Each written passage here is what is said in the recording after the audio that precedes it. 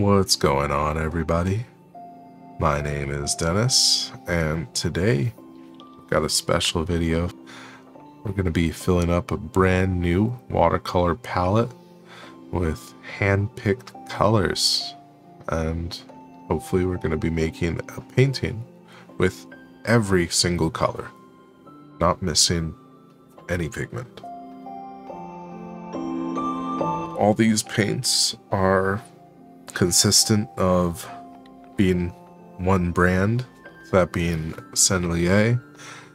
This isn't a sponsored video by any means. These are just a brand that I've chosen to go with.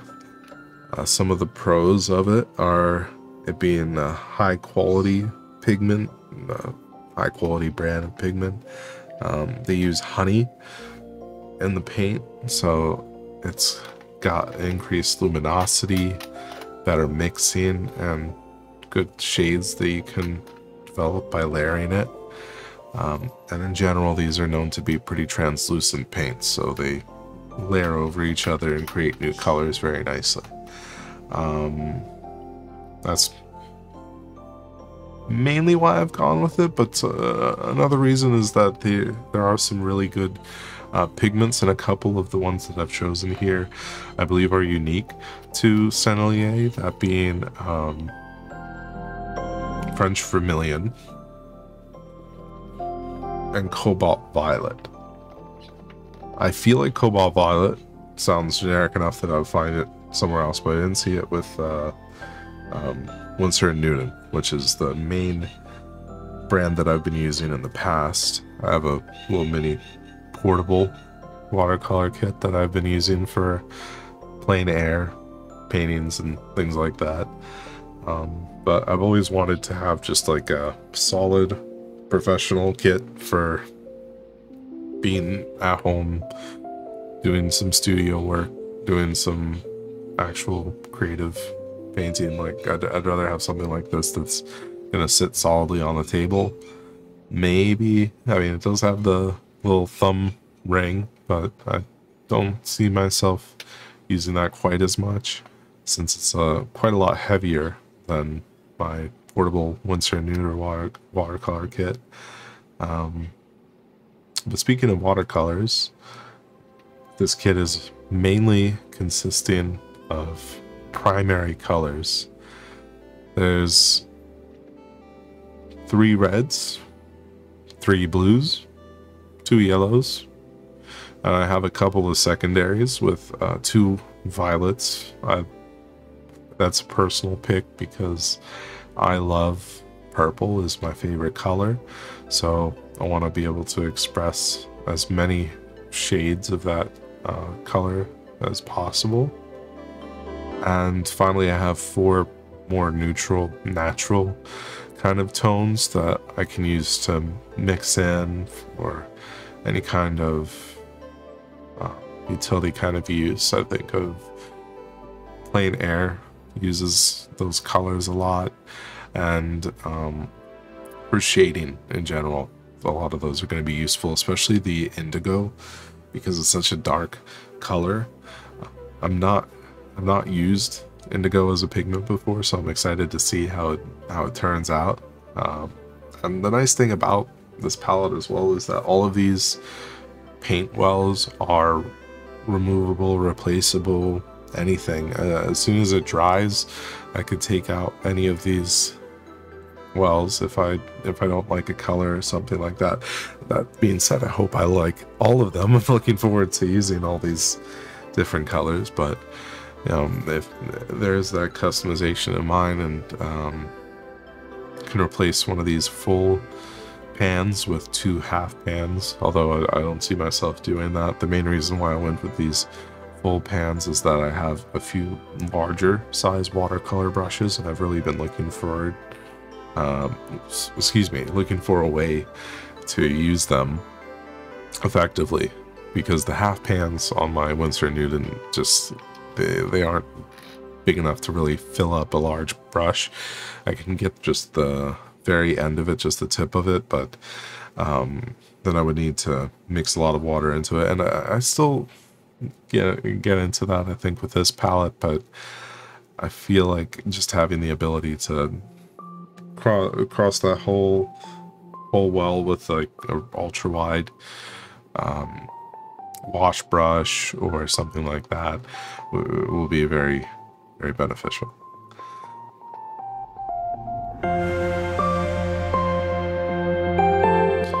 Speaking of organizing these paints, I've got them split up.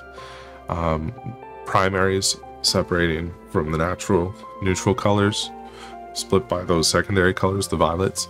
I've not gone rainbow like Roy G. Biv, I think is the old school kind of. I don't know. I've always heard organized things by the rainbow since school and working in a bit of retail. Like, it just is an aesthetically pleasing way of laying things out. But I'm looking for something more practical for this palette, and so I've arranged the colors left to right, mainly by the chroma, how intense the color is. So yellow is lighter than red, is lighter than blue, is lighter than violet, as lighter than these neutral colors. Although there was one exception, being the dioxazine purple, but we'll get to that. I've also split the palette to be top row relatively warm colors and bottom row relatively cool colors. There isn't any kind of like surefire method for this. The warm and cool, I believe, are relative terms. So a color in total isolation would just be a color, but you put a color next to it and you can compare the two, and one will be warmer than the other, and one would be vice versa, cooler than the other. So I've arranged all of these sort of by eye of how I feel they are. I think when it comes to the more neutral colors, there might be a bit more leeway with them, because I'm not so sure that yellow ochre, for example, is considered a warm color. I mean, it is relatively warm compared to that indigo, but I don't know if it's relatively warm compared to other neutral yellows. In my palette, I think it deserves that spot in that top right well. Now that I've poured all of them out, you can see that all of them are kind of little mountains or mounds of paint. They aren't even like you would maybe expect from one of the pre-assembled watercolor kits that you can find in like a store. Our solution to that is super simple. We got toothpicks and all we gotta do is use them like little spoons and mix around. Nothing too complicated with this, but with some of these paints, it's more important than others to mix really well.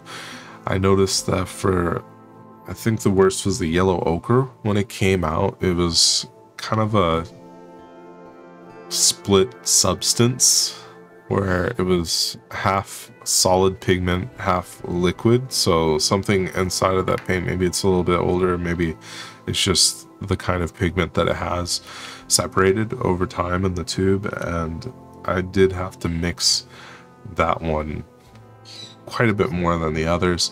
And on the flip side, a couple of them came out super liquidy and just almost flush with the pan, that being like the cadmium yellow and the carmine.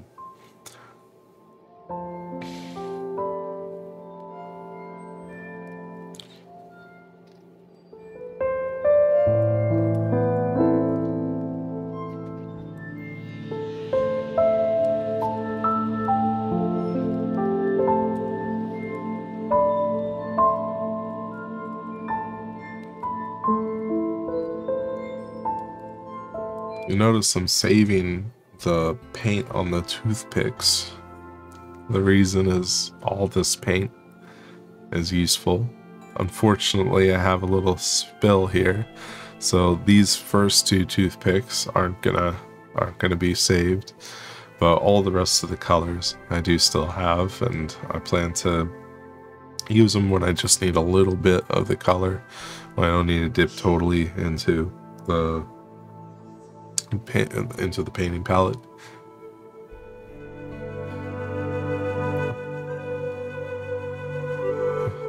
Yeah, this step is totally optional, but I'd like to do it for this one, since I've totally created this custom palette. Might as well make a custom what do you call it? Like I'm gonna call it a swatch chart, as I'm putting down little paint swatches, and sort of like in Photoshop, you get to pick out your color, pick out a swatch. It's predetermined. Maybe I could take a photo of it and try to use the eyedropper and get the actual hues for each of the colors. It's an idea. But I'm gonna try to make sure I have each color painted and labeled, so that if anything happens to this palette 10 years, 20 years down the line, there's a whole color missing and it's almost done, I'm like, what did I used to do here? I can just pull out this page and, oh, it was burnt sienna. I used up all the burnt sienna. I just got to pick up a tube of Sennelier burnt sienna.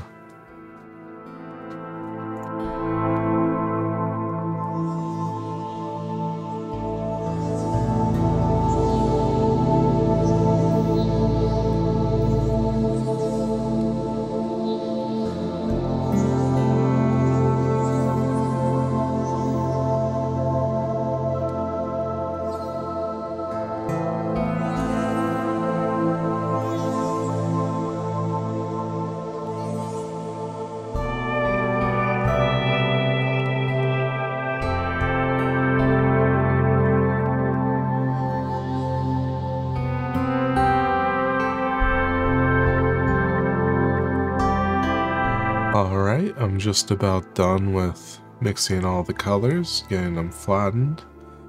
Just gotta finish making my swatches. As you can see, I'm not too careful with them. I'm not drawing boxes or anything crazy like that. I'm just putting down some blocks. And I'm trying to make them a bit of graduated color, so more pigment and more saturation to the left, and a bit more of a watery lightness of hue in the right. But as you can see, my technique isn't totally down. I was getting a little too much pigment or too much water in some of the swatches. But the point isn't to have each be a perfect block, but more so just to give the idea of each color on paper. Especially a color like the dioxazine purple. It's one of my favorites because it does come out very dark. Looking at it in the palette, it almost looks black, but on the swatch it's actually purple. And you can properly tell that when it's on paper, not so much when it's just in the palette. But with that, we're done, and I wait about 48 hours for the palette to dry. I'm sure that it didn't take that much time, but I just didn't, I found that it was still wet the next day, so I waited one more day to give it a full time to settle. And even then, I think that when I'm painting, it's really easy to pick up all the paint still.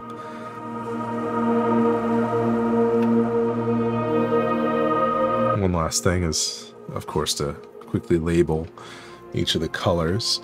And this would be a good time as any to actually run through what each of the colors is. So going from yellow, red, blue, and violet, and then the neutrals going top down, so like one, one, two, one, two. Not how I'm writing them, but more so how the colors actually are.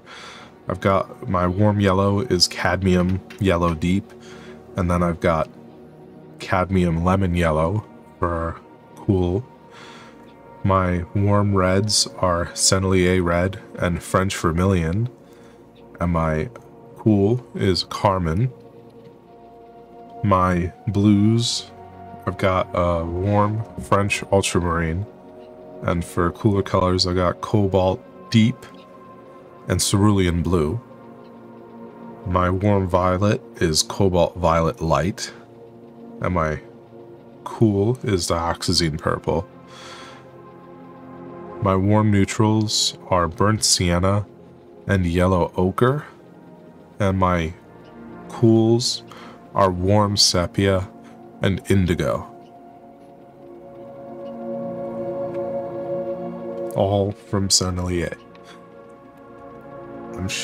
I'm sure that there are other colors that I'm gonna want in the future.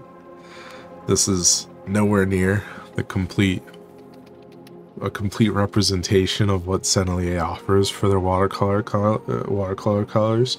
But for me, the most important thing for a palette was to have a lot of primary colors, because I feel that you can make any color as long as you have good primaries painted with just these colors. It's nice to have some convenience colors like the greens, the oranges. This kind of French vermilion for me is honestly a really nice orangey kind of color. It's a reddish orange, and a bit of a cheat color for things that are just that hue. But I'm not going to be able to make every single color with these colors, but I think I've got a pretty nice range here. Let me know in the comments if there are any variations that you would make to this palette.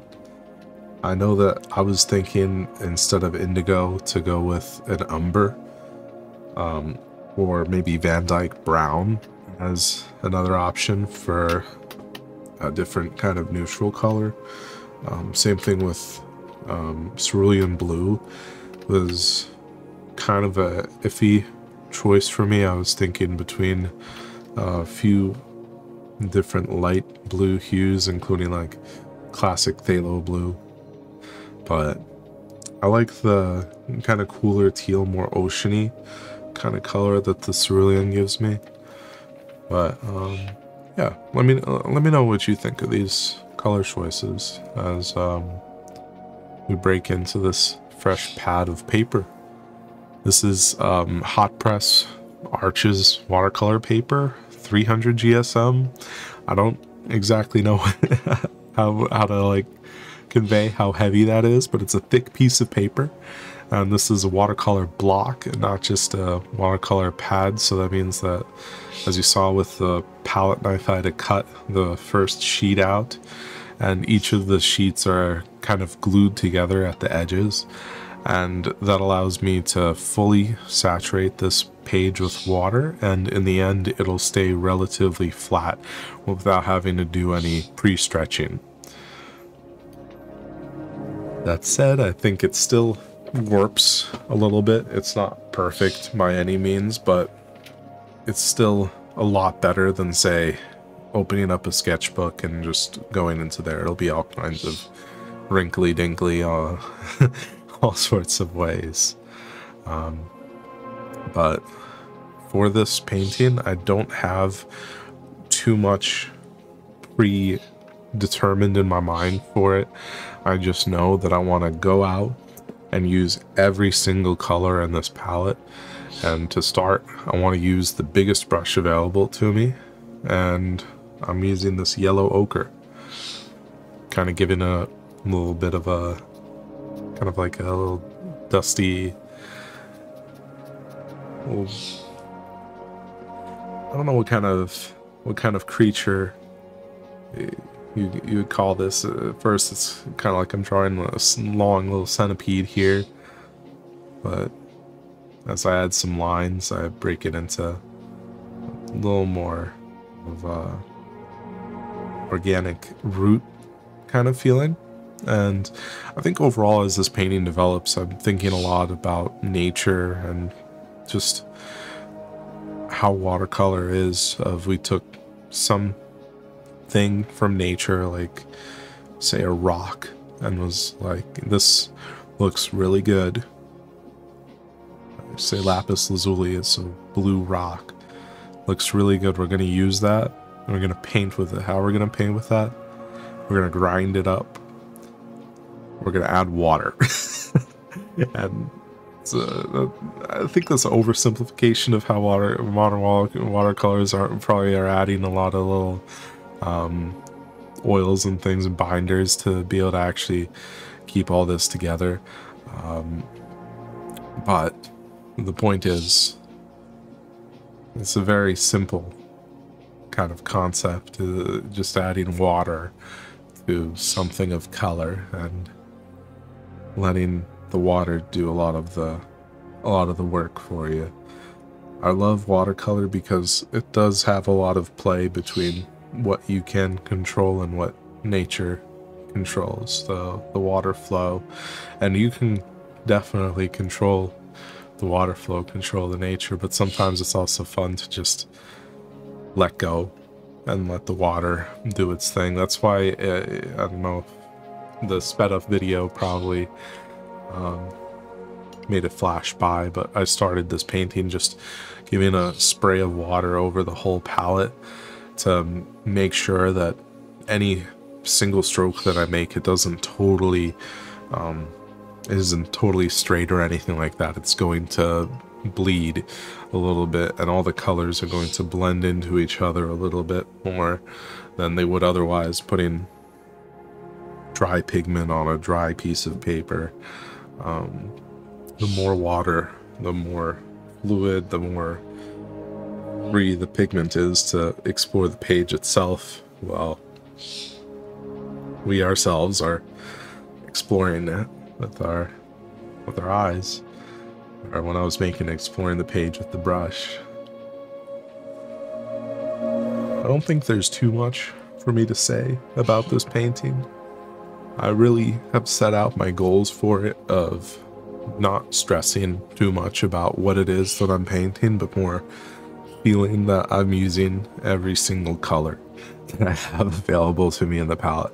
And I guess one technique that I'm not using so much is actually mixing the colors. As you can see, I'm mixing the yellow ochre and the cerulean blue to make a grayish green. I start making some tree-like figures in the background, but I'm not doing that too often, mixing the colors on the mixing plates before applying them to the painting. I'm mostly letting the paint settle and then add water later and mix it up on the paper itself, doing wet on wet. That would be, I think that's the name for that technique, using the wet paper, wet with the wet paint. Sometimes it can be dry, but you just add more wet paint and it revives itself and becomes a new color or darkens, and that sort of just action happens.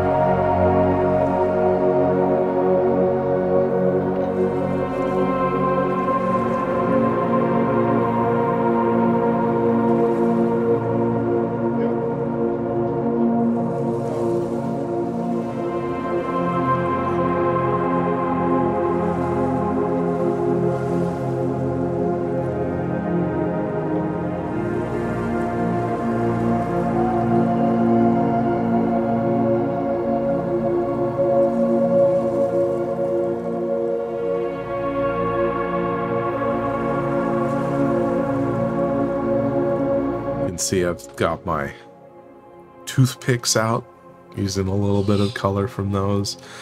I don't totally use them up on this painting, but when I remember them using the little brushes, I get to use the toothpicks.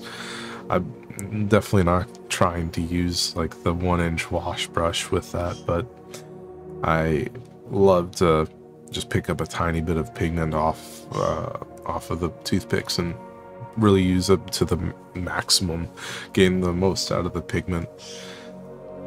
There's no reason to waste the paint. It's just watercolor. Even if it dries up, you just add water and it comes back to life. It's like a phoenix. It's just, you can't put it down. It's always reviving itself. Love watercolor.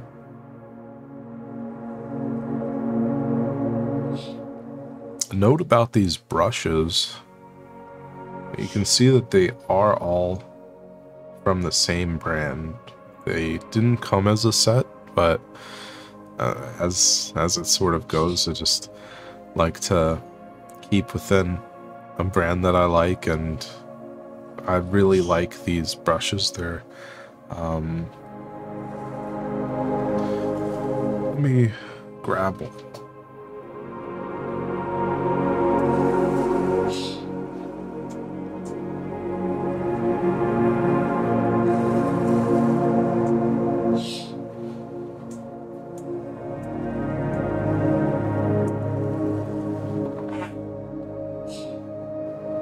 So the brand name of these is Silver, and the model is Black Velvet. My biggest brush is a 1-inch oval, and it's got this teardrop shape to it that I really like. The main material on these is a natural squirrel hair and a synthetic mix, so I don't really know what that means or how any of that kind of comes into a brush. I just know when I was feeling these in the store, these just feel really, really soft, and they are so nice. Just rubbing your fingers through them actually feels good. Like these are nicer than probably a makeup brush. Would be the only comparison I could think of how it feels like rubbing this against the hand. I'm really fond of these brushes. They're super soft and spread the paint quite well. They pick up a lot of paint. They got a lot of bristles, and they're quite even in their application. I really couldn't be happier with a brush. I started with, I think, a size 8 round from them, and I've done so many paintings using just this one brush that I decided I needed to actually pick up some more of them and get a whole set of these Black Velvet brushes, and I could not be happier with them. They really let me fully express myself in watercolor, having all sorts of sizes to work with. And you'll see through this painting that I do use all of the brushes, and they all have different kind of effects. My favorite is definitely actually the long, what's the name of this one I'm using right now? Gosh, I should have grabbed all the brushes. It's not a scripter. It's, alright, I gotta go check. I'll be back.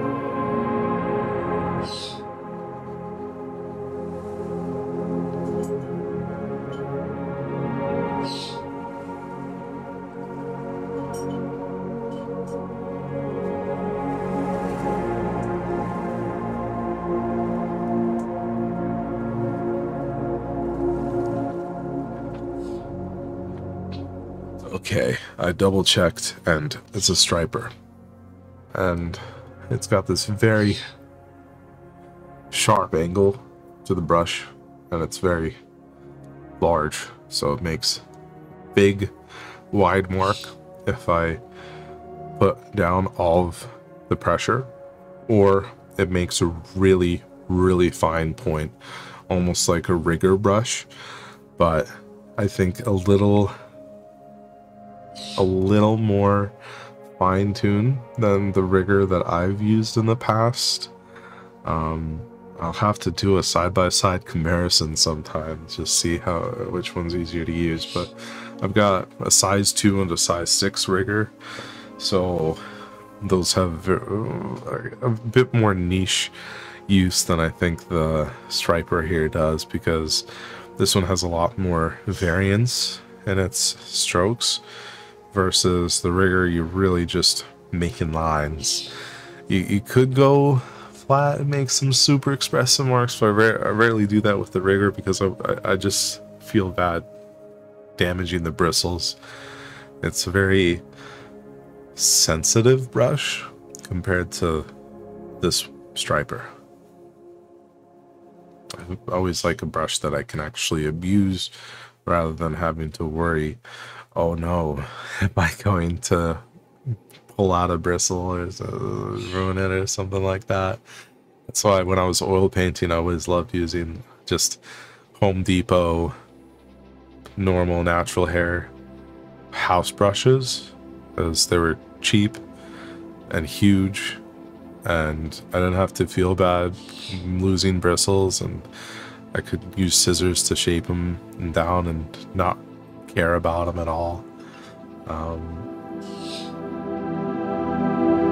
That's quite a tangent. We're not oil painting here.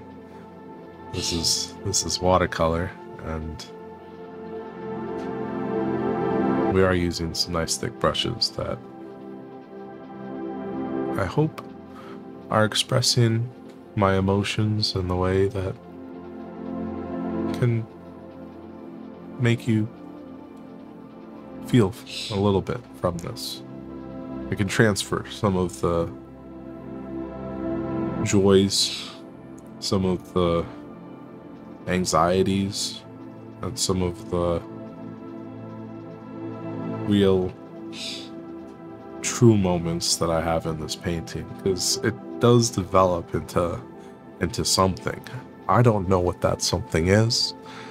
I don't 100% know for certain what it is that I've painted here, because I don't want to say that,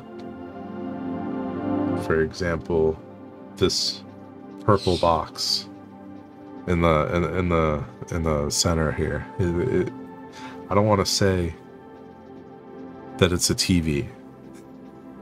That would be like the most obvious look at it. It's like, that's like a rectangle. It's like a 16:9. You know, just a little monitor there would be just a, I don't know, just a obvious interpretation for it. But I don't know, I like to put in little things that for me feel like something that I've seen before, something that I've experienced before, but you might not necessarily have experienced the same thing, seen the same thing, connected in these colors the same way that I do. So I don't feel like I should prescribe what this painting means to you. I hope that you tell me. So I'm curious what you feel about this painting. And we still got like 20 minutes to go on this video, I think. But still, the point for this is just my painting process. It's quite loose, and I'm not drawing anything concrete here. It's not like I've told myself, oh yeah, we're making a forest scene with a mountain, 2 red oak, and 1 mighty river storming down with like a frog leaping into it. I'm not that kind of artist right now for this painting. I'm trying to be as true to myself as possible, and that means letting the painting paint itself in a way. And for me, that means disconnecting my preconceived notions of it, what I want out of the painting, and just letting it become itself. And if you're enjoying this video, please remember to give it a like, subscribe if you'd like to see more of this kind of content, and leave a comment with what you'd like to see next, any kind of materials that you want to see me work with, or a different kind of format for this kind of video, any kind of different camera angles or anything like that. Let me know in the comments what you'd like to see. Thank you.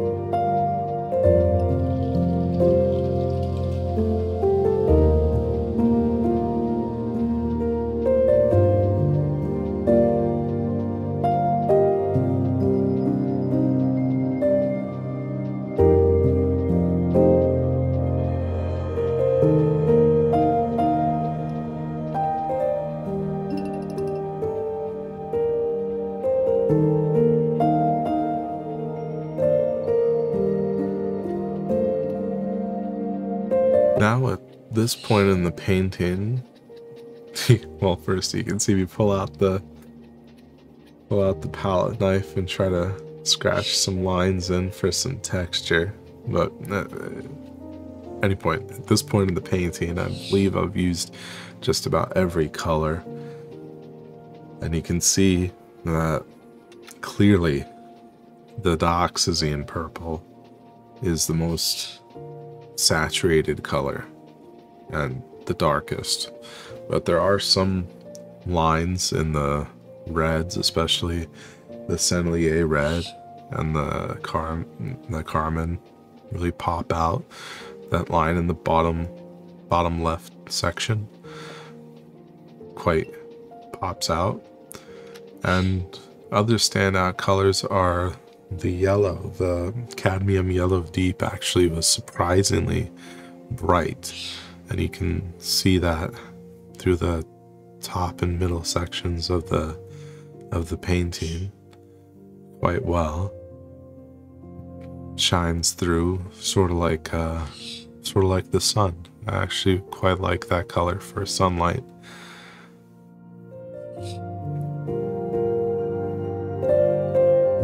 In general, the Sennelier red is probably my favorite of the three reds, surprisingly. I mean, the vermilion is nice, but it is a bit orange, so I do feel like I'm not using it quite as much as I am that Sennelier red. It's just so red. That sounds funny to say, but it is the most pure red pigment out of these three. Maybe something like cadmium red would be even more saturated. I've used that in the past with oils, but I think this is a perfect color for this palette. I really like it, and it mixes well with the cadmium yellow, and also mixes into a nice little violet. Not that I use it too much in this painting, but in the future I'll be happy to explore all the color mixings.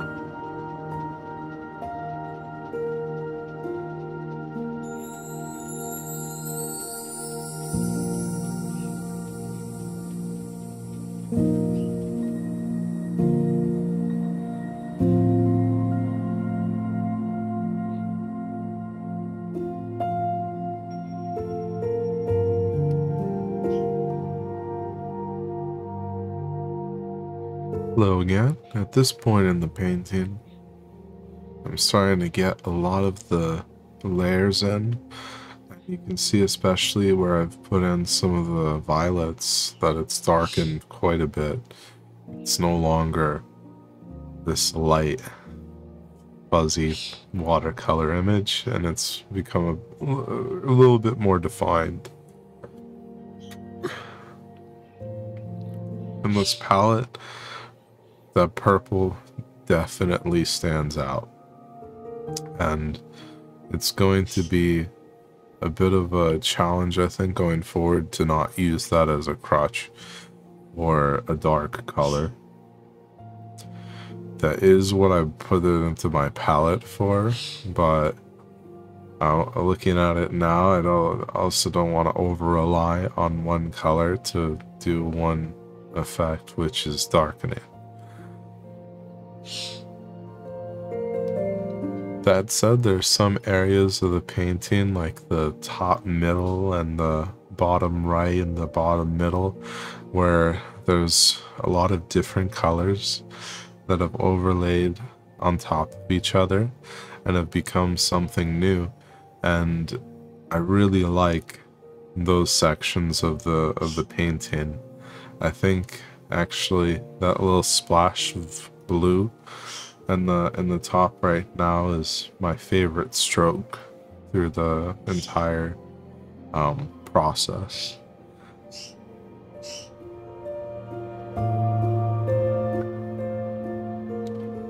And I'm not afraid to go in with this little super ultra fine brush and use a bright color to try to get some minor detail in, and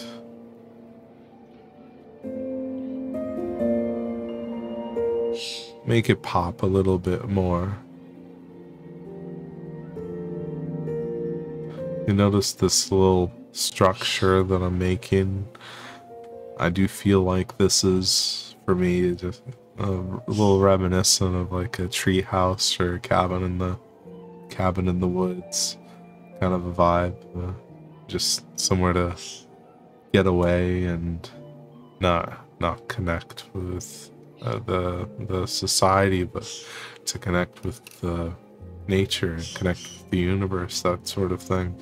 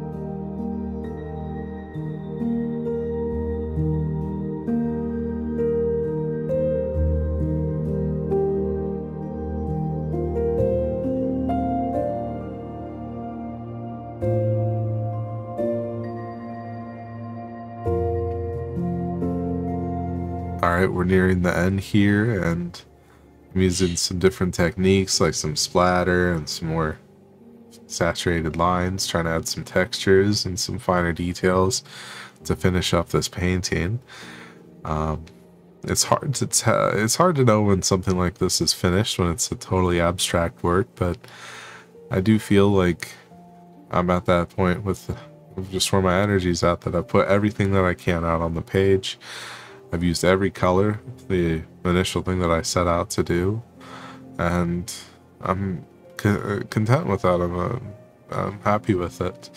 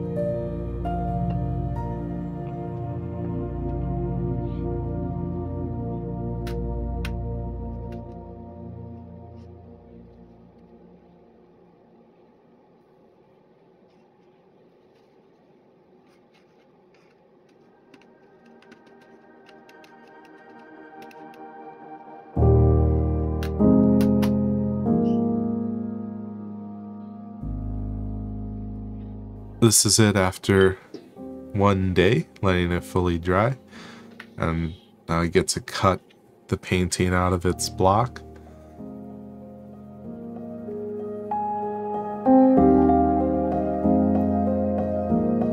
It didn't dry totally flat. That space in the top actually left a bit of a curl for it, but that's not too bad. It's not totally warped or anything like that.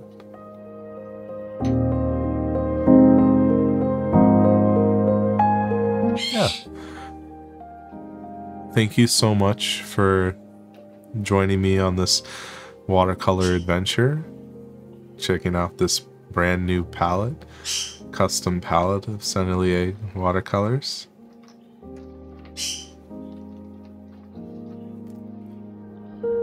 If you like this content, please like and subscribe. Without further ado, have a great night. Cheers.